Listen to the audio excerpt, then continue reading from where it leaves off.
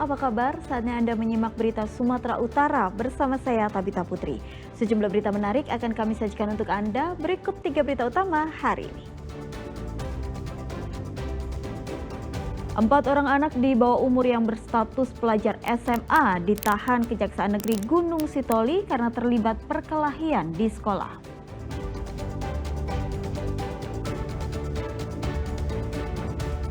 Banyaknya tiang yang tiba-tiba bermunculan dan kabel berseliweran di pinggir jalan merusak pemandangan kota Pematang Siantar.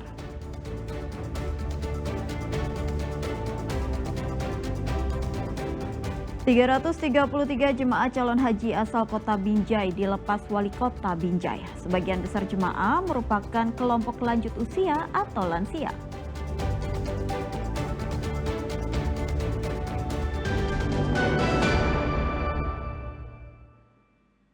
Informasi pertama, 4 orang anak di bawah umur yang masih berstatus pelajar SMA ditahan Kejaksaan Negeri Gunung Sitoli. Penyebabnya, keempat anak tersebut terlibat perkelahian di sekolah. 4 anak di bawah umur berstatus pelajar yang terlibat perkelahian pada bulan Maret tahun 2024 lalu kini berhadapan dengan hukum. Mereka ditahan pihak Kejaksaan Negeri Gunung Sitoli meski sudah ada perdamaian yang difasilitasi dan dimediasi oleh pihak sekolah. Namun setelah perkelahian tersebut viral di media sosial, pihak orang tua dari salah satu anak yang menjadi korban menempuh jalur hukum.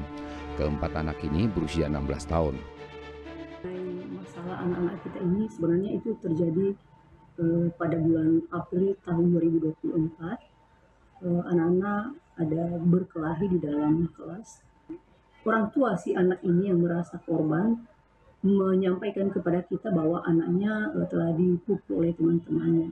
Langsung kita berinisiatif memanggil para pelakunya dan bersama-sama sudah diselesaikan secara kekeluargaan. Kemudian muncullah di media sosial video dan kami juga di sekolah sebenarnya kaget. Kami belum tahu sama sekali video itu sebelumnya, dan setelah video itu masuk di media, kami ambil langkah-langkah untuk menyelesaikan secara kekeluargaan melalui mediasi. Ada kami lakukan sampai 3 kali, kesekian kali dipanggil melalui undangan-undangan resmi, namun pihak keluarga korban atau orang tua korban tidak hadir dengan mengatakan dia akan menempuh jalur hukum. Nah, kalau sudah menempuh jalur hukum, kami pihak sekolah tidak mungkin masuk ke ranah sana. Sementara itu, kuasa hukum keempat anak ini mengaku keberatan dengan penahanan oleh pihak Kejaksaan Negeri. Menurutnya ada kejanggalan pada kasus yang menimpa anak-anak ini, karena kasus anak tidak boleh disamakan dengan kasus pidana lainnya. Menurut pihak Kejari, anak-anak bisa ditahan jika sudah berumur 14 tahun sesuai dengan sistem peradilan pidana anak.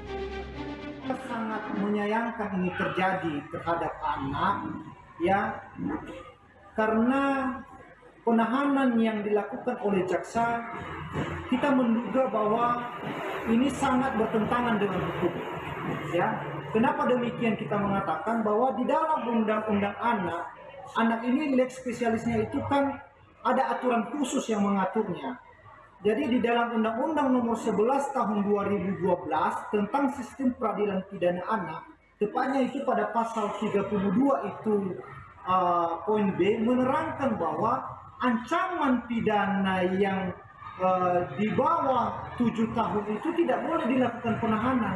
Ada syarat-syarat penahanan terhadap anak di bawah umur. Salah satunya itu adalah ancaman pidananya harus 7 tahun. Berarti ketika di bawah daripada 7 tahun itu tidak boleh dilakukan penahanan oleh penuntut umum atau jaksa di sini. Terkait rompi tahanan yang dipakai adalah kesalahan pegawai kejaksaan dan sudah ditegur pada saat itu juga. Rizky Ramadan melaporkan dari Gunung Sitoli.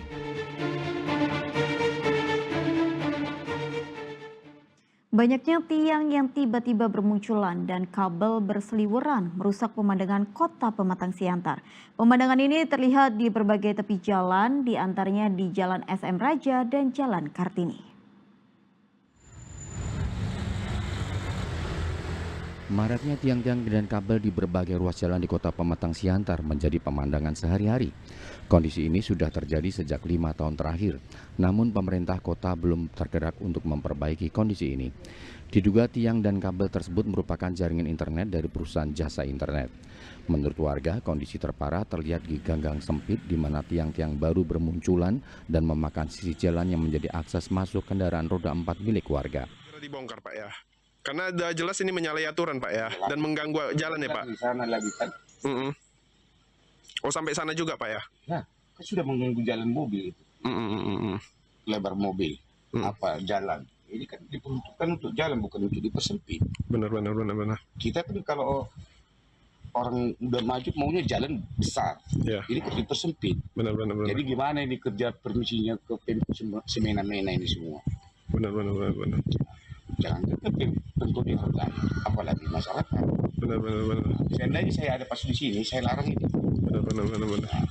Jadi tolong dikonfirmasikan sama Pemda supaya ini dibongkar. Benar. Sementara itu, pihak kecamatan merasa tidak pernah merekomendasikan adanya pemasangan tiang dan kabel jaringan internet tersebut. Saya sebagai Camat Siantar Selasari belum ada menerima laporan seperti ini, baik dari perusahaan yang menjumpai saya, yang memasang wifi ilegal di kecamatan saya. Nah, bila mana ada langsung menjumpai lurahnya, berarti lurahnya tidak kooperatif menyampaikan ke saya. Nah, perlu kita adakan evaluasi terkait pemasangan tersebut yang diresmikan ataupun diilegalkan oleh lurah, sementara kita tahu mungkin itu belum ada izin resmi dari pihak OPD terkait. Camat mengimbau para lurah agar tidak mudah memberikan izin kepada pengusaha internet yang ingin hadir di wilayahnya. Yan Asmara melaporkan dari Pematang Siantar.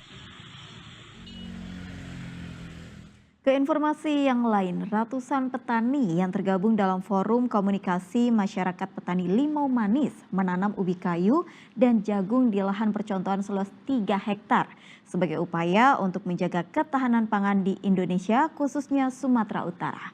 Selain merupakan komoditi unggulan yang dapat diolah menjadi beragam produk, ubi dan jagung juga merupakan pangan alternatif yang mudah dibudidayakan.